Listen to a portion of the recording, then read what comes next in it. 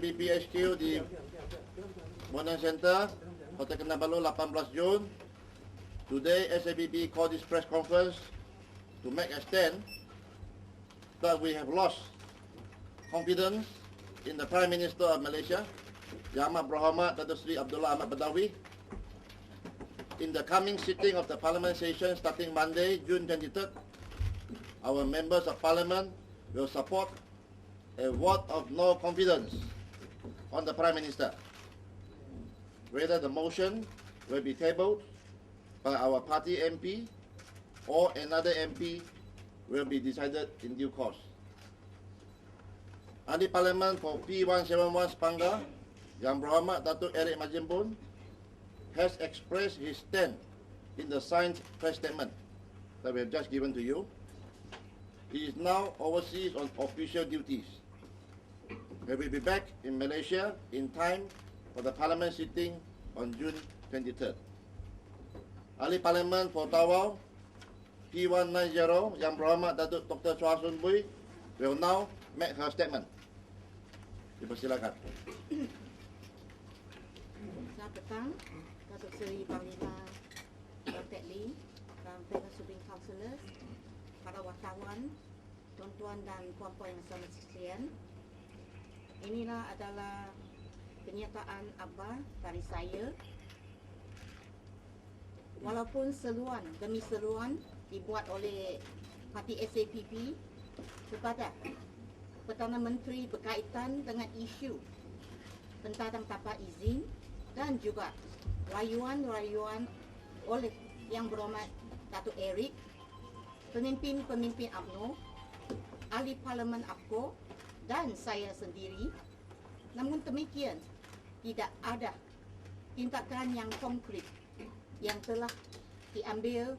Ini telah menyebabkan kedaulatan negara kita terancam.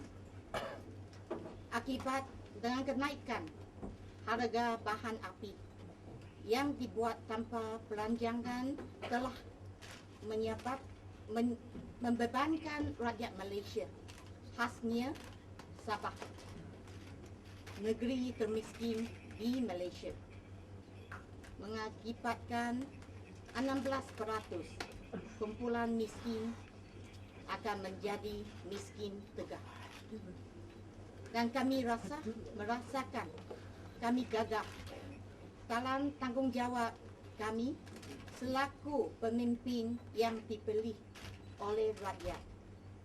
Sekiranya ketidakpuasan hati yang telah disuarakan oleh rakyat Sabah ke atas sistem penyampaian yang tidak cekap, rasuah, pembaziran tidak keterusan dan accountability ditepikan. Perkara yang sama juga telah disuarakan oleh rakan-rakan dalam UMNO seperti Yang Berhormat Datuk Kapur Saleh, Yang Berhormat Datuk Hanifah Aman dan Yang Berhormat Datuk Bung Mokhtar. Tuan-tuan dan puan-puan, rakyat telah hilang kepercayaan terhadap kepimpinan kerajaan masa kini yang dipimpin oleh Yang Amat Berhormat Datuk Seri Abdullah Ahmad Badawi. Yang Berhormat Tengku Razali dan pemimpin UMNO yang lain telah juga mendesak pemimpin mereka berundur.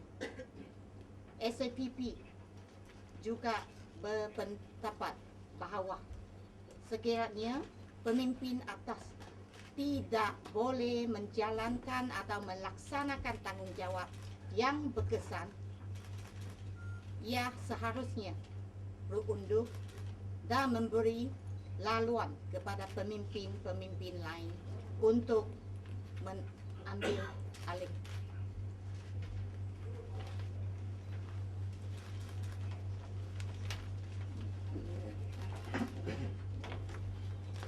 You want to repeat in English or use the text? Text is okay. Text okay, ya? Okay. Jadi daripada saya sebagai Presiden Parti, some notes for you. I will still go through, because some of you might not have the text. Why SAPP is making this stand of no confidence on the Prime Minister now? We must make a stand before the window of opportunity closes. The window of opportunity, as I've said before, will close by August this year, after which Sabah would be forgotten again. The nation's attention will switch to the MCA and UMNO elections. People will be preoccupied with the fasting month, Hari Raya, school exams, and other year-end events. Political fatigue in the national mainstream over Sabah issues would set in. The momentum for us to recover our autonomy, to get 20% oil royalties, and the return of Sabah to Labuan would be lost. We will lose the momentum if we go until the end of the year. Unfair federal laws, excessive taxes, and structural imbalances in the economy will remain entrenched. Sabah will remain the poorest state, subservient to the central leadership. Labuan Bridge, poverty eradication, and wasteful monopolies will continue as usual. Racial politics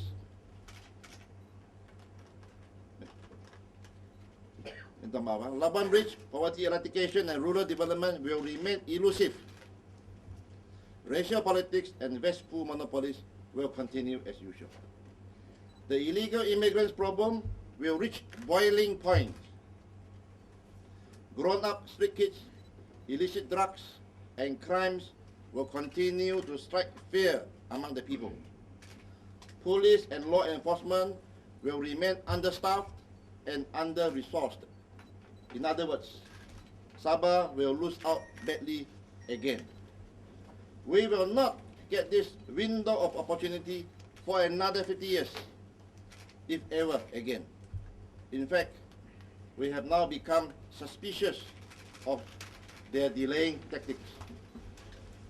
This is why we need an immediate declaration of no confidence in the Prime Minister and the government to tell the Barisan Nasional federal government that we can no longer tolerate the insensitive attitude towards the Sabah issues that are real and serious.